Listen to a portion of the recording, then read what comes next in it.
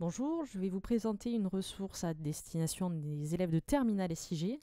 Basée sur le groupe Decathlon, il s'agit ici de réaliser une initiation au langage SQL en utilisant une base de données Microsoft Access.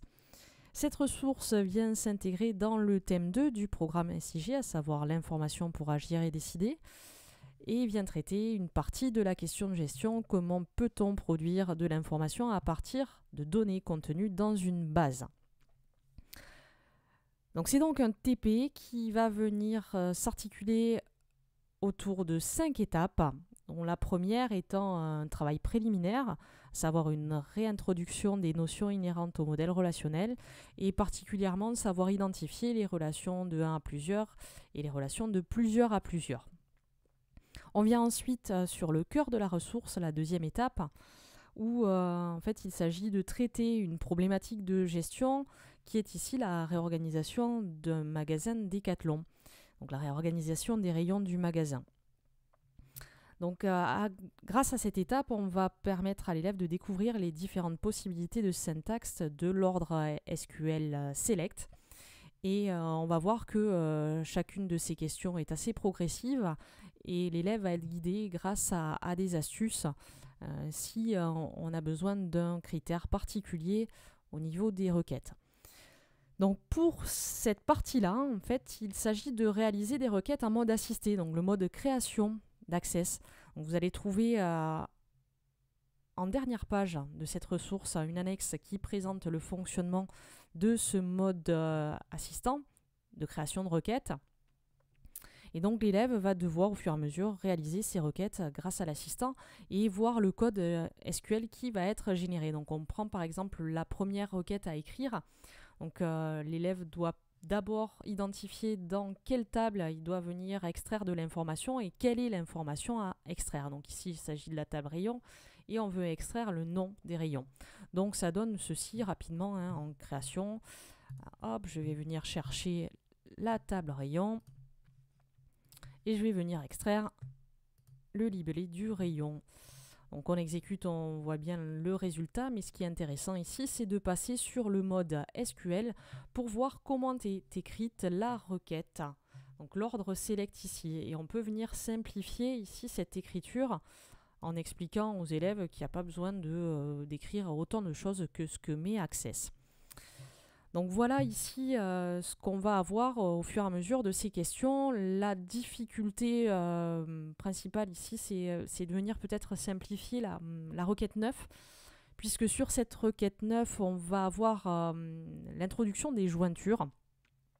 Donc ici, rapidement, ce qu'on voulait sur cette requête, c'était la liste des articles avec la référence libellée, la description, le prix du rayon sport aquatique, et on veut uniquement les articles dont le prix est supérieur ou égal à 20. Donc si on fait ça en mode assistant dans Access, ça nous donne la chose suivante. Donc on veut article et on veut rayon. Ensuite, on va vouloir chercher la référence, le libellé, la description, le prix, hop, et le libellé rayon. Donc je crois qu'il n'est pas souhaitable d'afficher le nom du rayon, et on va venir mettre ici, hop, sport aquatique. Et on voulait en critère les les articles dont le prix est supérieur ou égal, il me semble, à 20 €. Voilà. Ce qui nous donne la requête suivante, et on voit qu'ici on a quelque chose qui va être difficile à appréhender pour les élèves, à savoir le inner join.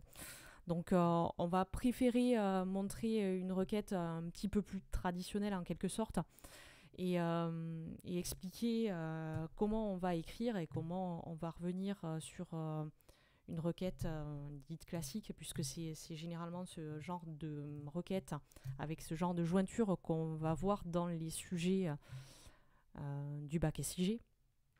Donc on va revenir sur un select from avec les deux tables, la jointure ici, et ensuite venir rajouter les critères. Donc ce qui nous donne le même résultat, mais en termes de lecture, c'est quand même un petit peu plus simple, je pense, à comprendre pour l'élève. Donc voilà comment se passe cette étape. Donc on arrive à la question 16. Ensuite, en introduisant les fonctions SQL, min, max, sum, AVG, count, et ce jusqu'à la question 20 à peu près. Et ensuite, on travaille sur la fonction de regroupement, le group by, et avec le having sur les dernières questions. Donc il s'agit ici vraiment d'une découverte de tout ce que peut contenir une requête select. Ensuite, on passe sur la troisième étape, où ici, cette troisième étape, c'est plutôt une compréhension de requêtes déjà écrites. Et donc, il s'agit ici d'interpréter des requêtes existantes. Donc, pour voir si l'élève comprend bien le fonctionnement de ce qu'il a fait, ce qu'il a observé jusqu'à présent. On arrive ensuite à la quatrième étape où on donne un petit peu plus d'autonomie à l'élève, où on va lui demander cette fois-ci d'écrire des requêtes en mode SQL cette fois-ci et plus en mode assisté. Donc il va remobiliser des choses qu'il a pu voir lors de l'étape 3, donc des ordres SQL avec des syntaxes particulières. On part d'une syntaxe assez simple et puis on essaie d'introduire quelques petites difficultés sur les requêtes suivantes. Alors il est bien entendu possible d'étendre cette quatrième étape et de rajouter quelques requêtes complémentaires pour venir vraiment agrémenter ce travail d'écriture de requêtes SQL. Donc ici, sur cette quatrième étape, c'est quelque chose d'assez guidé puisque l'énoncé est assez précis.